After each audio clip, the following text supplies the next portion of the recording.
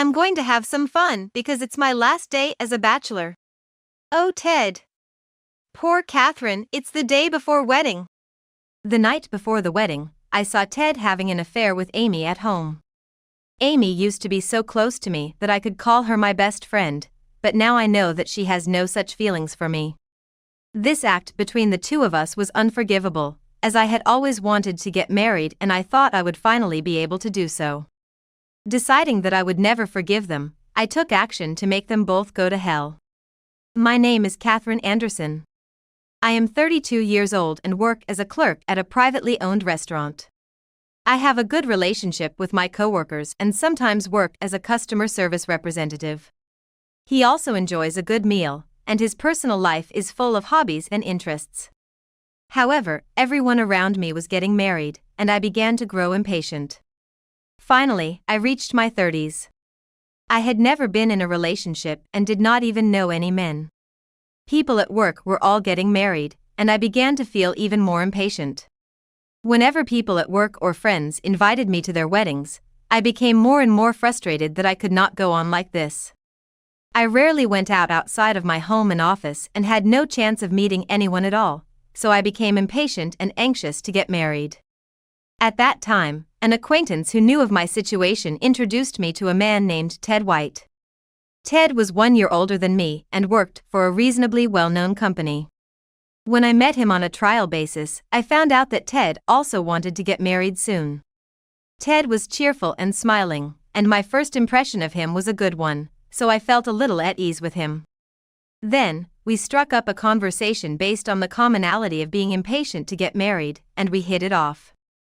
After meeting several times, we finally decided to start dating on the premise of marriage.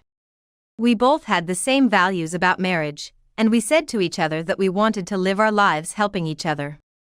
I felt that I could be a good partner with this person, and I felt lighter now that I was free from impatience. I was upbeat and determined to work toward marriage. We immediately started living together. Since he had been living alone, we were able to share the household chores well and live without any stress in terms of living. However, there was one problem.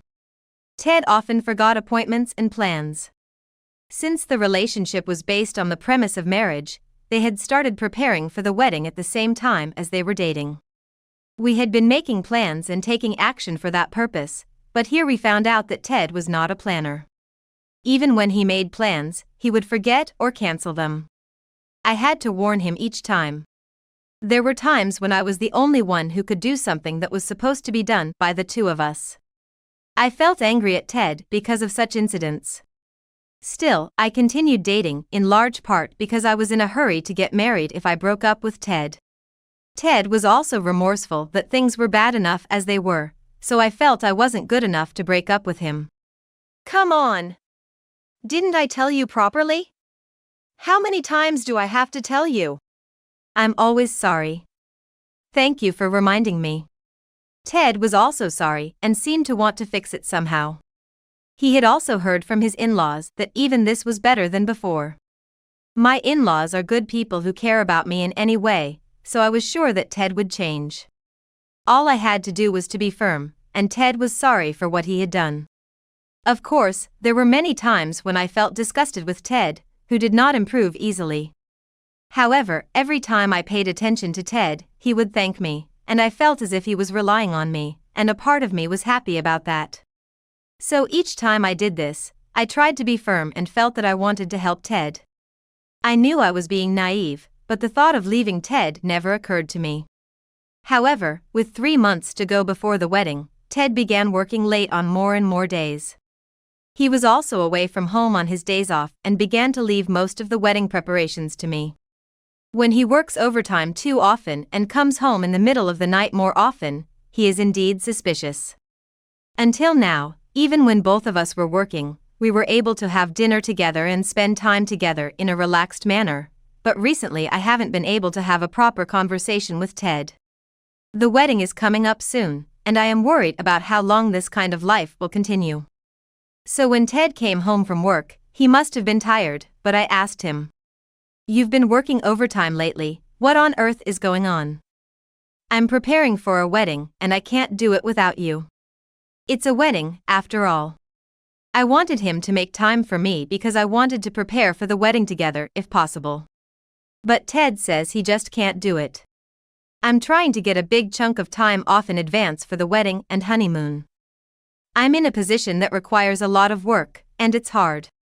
I thought it was inevitable then, but when I checked Ted's pay stub later that day, there was almost no overtime pay. And although the hours he was working overtime were listed, they were no more than 10 hours. Ted comes home almost every day around the time the date changes. He also went out on holidays when he had to work. Yet, the overtime pay and overtime hours are low, which is strange. If he was working without overtime pay, I was also concerned about Ted's health, as he did not seem to be taking time off to rest these days. No matter how much he was told it was work, this kind of lifestyle would make him tired. However, when I asked him about the overtime pay out of concern, Ted turned the tables on me. Shut up. Even if you're busy, there are times when you don't get paid overtime. You wouldn't know that in a small workplace like the one you work in. Ted said this was normal for a company larger than my workplace. But since I had seldom worked overtime in the past, I was not convinced that the difference in workplaces was the reason. Ted was irritated from fatigue, but I still questioned him. But isn't this indeed too much work? Isn't it strange for a company to not pay overtime? The term rogue company is something we hear all the time. If it were someone else's business, I would only think it sounded like a lot of work, but if Ted's company was like that, I was worried. I was worried if Ted's company was like that, too, and Ted blamed me. You get paid less than I do, and it's a privately owned store, so you probably have an easy job. It's not like the company I work for. To my surprise, he made fun of my job and the fact that I was paid less than him. He told me not to talk back to him even though he didn't know me, and he stormed out of the house, slamming the door behind him with such force that I felt sad. I was saddened by such Ted. I thought we were living on equal terms, so I was shocked that he made fun of my work. Still, I thought that his outburst was due to the fact that I was too busy to spare time for him, so I decided to leave it alone. Then one day, I happened to notice a series of notifications beeping from Ted's phone. Ted was not there by chance at this time, and I was curious, so I looked at the message on the lock screen and saw that it was from a woman. She said she was busy with work, so I thought it was work-related, but the content seemed to be friendly.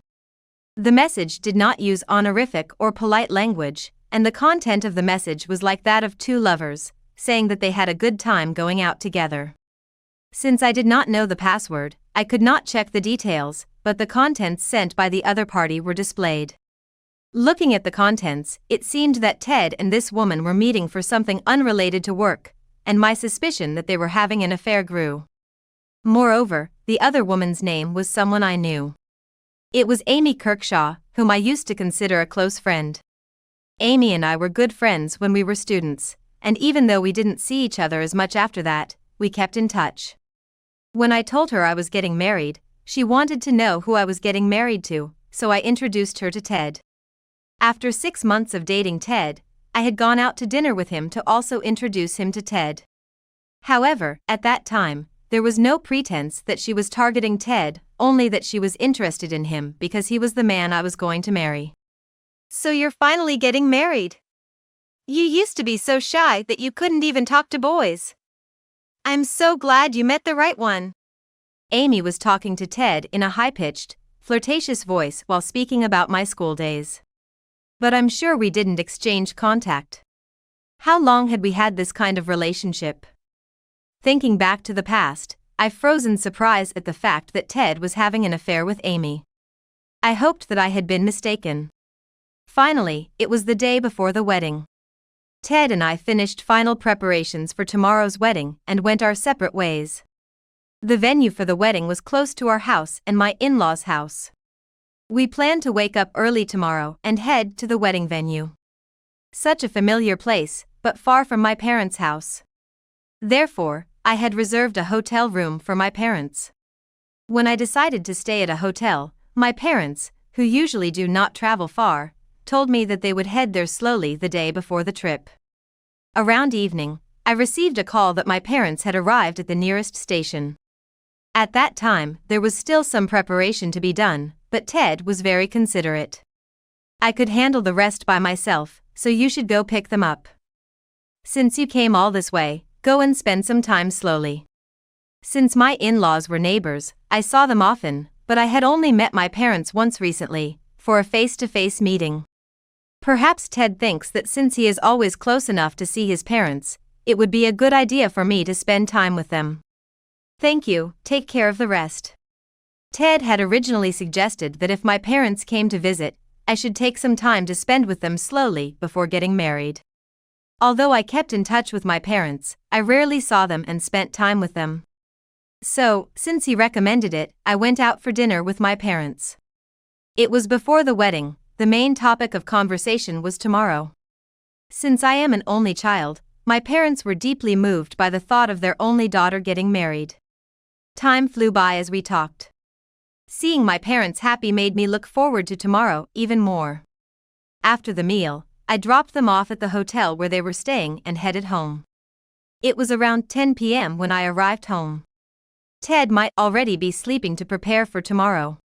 I entered the house quietly and was about to say hello, but my breathing stopped for a moment when I found something unexpected. There in the foyer was a pair of women's shoes that did not belong to me. Ted is supposed to be home, which means he is home with a woman in strange shoes. I entered the house quietly, nervously exploring the house, even though it was my house. Then I heard talking in the living room across the door. I approached cautiously, careful not to make any noise, and asked her what was going on. From the sound of the voice, the woman seemed to be Amy. I had never invited Amy to my house before, so I was surprised as to why she was there, but I sneaked a look through the door into the living room and soon found out what was going on. I'm going to have some fun because it's my last day as a bachelor. Oh, Ted. Poor Catherine, it's before the wedding. As I said that, the two of them were engaged in an act of flirtation. I had no idea that they would be doing this act in the house I was coming home to. Puzzled and surprised, I froze for a moment. But I quickly regained my composure, turned on my phone and opened the contact app without them noticing. I had created a group so that my in-laws, my parents, me and Ted could communicate with each other, so I put a call in there asking them to watch quietly from now on and put it on video call. Ted would not notice the video call because he was on silent mode and did not have his phone in a position where he could see it. The video call then relayed the scene of their affair to my parents and others. When I had taken enough to know it was evidence of cheating, I stopped the call and secured the door to the living room so that the two of them could not leave the house immediately. I then quietly walked out the front door and took one deep breath to calm myself. I was so shocked to have seen the scene of the affair, and so braced to make sure the two of them didn't find out, that I took a slow breath to soothe my noisy heart. Then, outside the house, I called my parents and in-laws again. I'm sorry it's so late, but the video you just saw was taking place at my house. Can you come over to my house right away? I further explained the situation over the phone and asked them to come over, and they informed me that they were on their way. And when they came, my parents and in-laws looked nervous and grim-faced.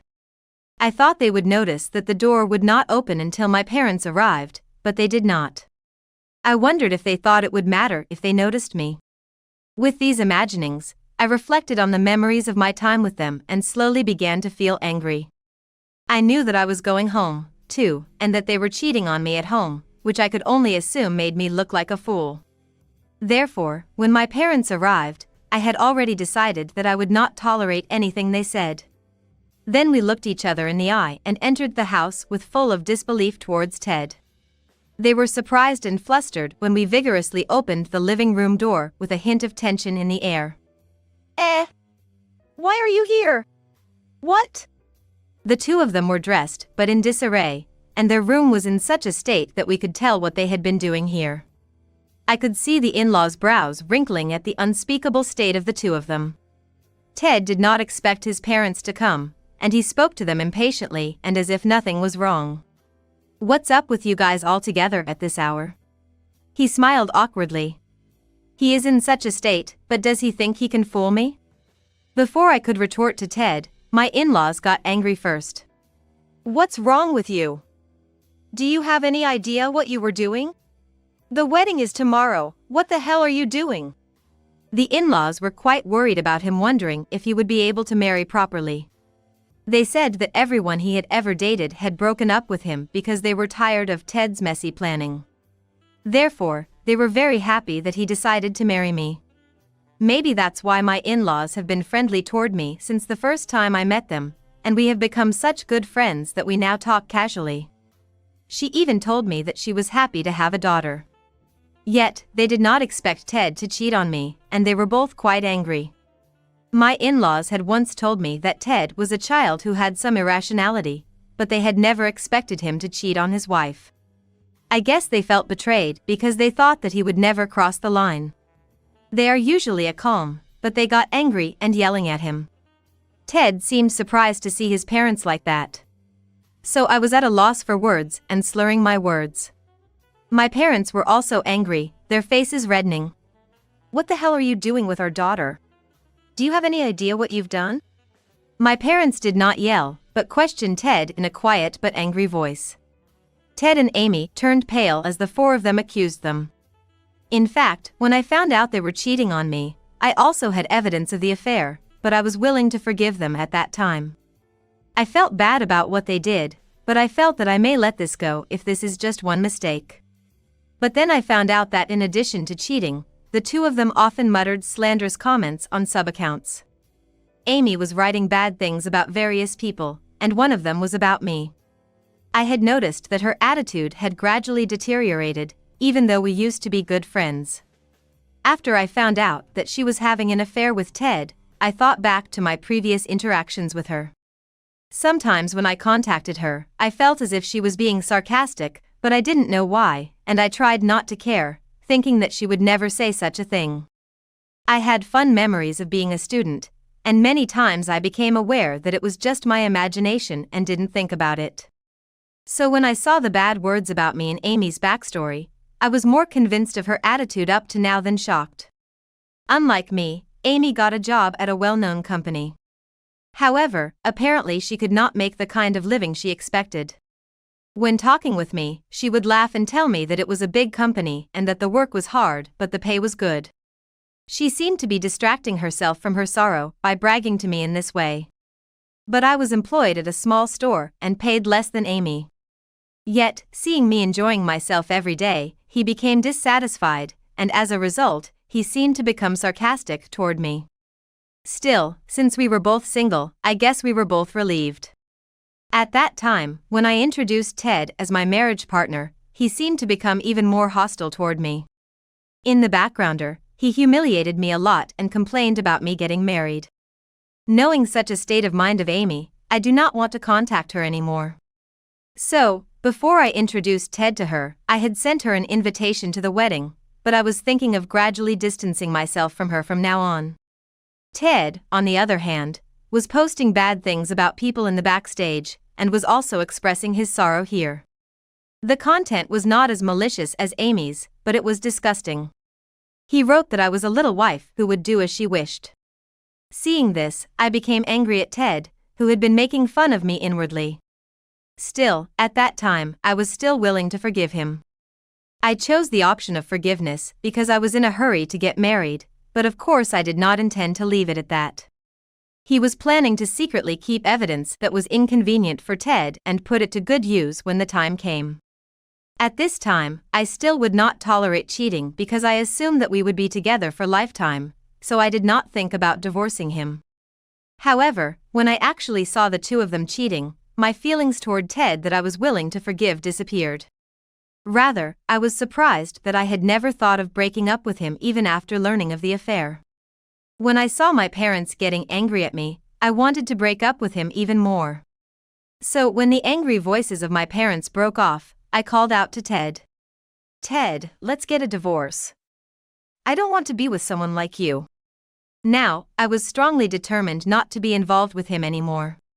Therefore, I clearly said goodbye in a matter-of-fact voice that was devoid of any emotion. Ted was flustered by this. His gentle demeanor changed drastically, and he objected as if he were shouting. "What? we've already registered our marriage, and tomorrow is our wedding day. I've invited people from my company, and you're canceling it. Ted seems to be the first one to worry about his own face after being told of the divorce as well. With these words, you can tell what he thinks of me. If they were married, Ted would not be willing to help each other. I was appalled by such a Ted. How can you say such a thing after hurting me? Do you think I don't know anything? These are not the words of someone who cheated on me with impunity the day before our wedding. Did he think that since we were registered, I would not divorce him easily? Ted was surprised that I had initiated the divorce, as if it had never occurred to him, which I found surprising. And when I further told him that I knew about the affair and the backstabbing, Ted awkwardly fell silent for a moment, as if he did not think I knew. Since that long, you bastard. My in-laws became angry again at the fact that I had told them, but Ted immediately began to make excuses. I'm just playing around. I'm grateful to Catherine, I swear. If we get married, this won't happen, so please reconsider. He went on to say that his relationship with Amy was not cheating because he was only single. He desperately tried to argue that since he had decided to get married, he just wanted to do something he wouldn't be able to do once he was married. The only person I want to marry is Catherine.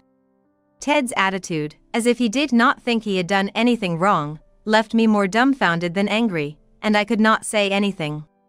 However, perhaps surprised by Ted's argument, Amy, who had been trembling with anxiety, took a swipe at Ted. What is that? I thought you were going to marry me. You told me I was a better woman than her. Apparently, Amy was planning to marry Ted by taking him from me. I guess Amy wanted to feel superior by taking Ted because of her backwardness toward me. Ted made a disgusted face and retorted to Amy. You always want things, don't you? There is no way I'm marrying someone like that. Amy was a person who bragged about her clothes, bags, and other things. She was bragging about her possessions on SNS, and it seemed that she often bought expensive things. She must have asked for something while she was having an affair with Ted. Ted said selfishly that he preferred her as a lover, but that he would prefer me if he wanted to marry her. I don't want to get married to someone who does whatever they want. I wouldn't choose such a partner. What makes you think I'm any less than Catherine? With these words, the two began to argue. Seeing the two of them uglily shoving responsibilities at each other and making selfish claims, the in-laws seemed to be getting tired of it. My parents, though, looked at the two with a stern look on their faces. They had met Amy when Amy and I were still close, so they must have had their own feelings about it. I understand my parents' feelings because I too feel as if I am a different person from the Amy I knew when I was a student. They continue to argue, but I told Ted, who has not given up on the divorce, that I would separate from him once again. Anyway, Ted, I will never marry you. And we left the two fussing people at home and walked out of the house. After that, the wedding was cancelled. Since it was caused by Ted's cheating, it was decided that he would pay the cancellation fee. He did not want to do it, but he agreed, perhaps because he was afraid of his in-laws. Then, after the wedding and the honeymoon were cancelled, we discussed the divorce. When I asked them for alimony, they again argued, but I had hired a lawyer, so the lawyer broke them down and the matter was settled. With further preaching by my parents and in-laws, I was able to successfully divorce him and receive alimony. The alimony was higher than the market rate, partly because of the evidence of the affair and partly because of the slander on the internet. After the exchange went off without a hitch, the two seemed to be in a tough spot because they told their wedding guests that the reason for the cancellation was their affair. In addition to the affair, the two lost credibility because it was discovered that they had been writing bad things in the sub-accounts. Ted's invited guests included his colleagues and bosses at the company, which put him off the career track and made people look at him coldly. He could no longer stand such an atmosphere at the company and voluntarily resigned not long after the divorce. He is trying his best to find a new job, but he is having a hard time finding one. She is now living a poor life because her savings are completely gone due to cancellation fees and alimony payments. Amy was a shopaholic and had no savings to begin with. In addition, he did not take his job seriously and his salary was low. Therefore, it seems that he borrowed money to pay the alimony. After Ted and I were officially divorced, Amy apparently followed Ted around, trying to marry him. Amy wanted to get married, but she also wanted Ted to pay her debts. After persistently following him, Ted finally rejected her with harsh words and gave up on him. After that, she sold all of her belongings, but could not pay the debt, and is now living in poverty as well. She lost her money, could not get the marriage she had dreamed of, and in despair, she stopped following him and is now living alone. It sounds like a difficult life, but she deserves what she got and I hope she will never get involved with me again. I have reflected on the fact that I was in too much of a hurry to get married and that my judgment had become funny. Thanks to this, I no longer have any desire to get married, and I am living a settled life without being in a hurry. Even before Ted's affair was discovered, I held back in order to get married, even though Ted's problematic behavior was there. I can see now that it is not so easy to be happy when married to such a partner. Even afterwards, I reflected on the fact that I should have acted to break up with him once I realized he was cheating on me. After the divorce, I was remorseful but did not care about Ted. However, the acquaintance who introduced Ted to me was apologetic. Then, perhaps out of apology, he introduced me to a man who he said seemed to be a good match for me. He said it was because he remembered how depressed I used to be that I didn't have any male friends. When I tried to meet this guy, we started as friends because we had the same interests and we enjoyed talking. I feel I enjoy it even more now that I am no longer in a hurry to get married. I now feel that I don't have to force myself to get married, and while enjoying my life to the fullest, if and when I do decide to get married.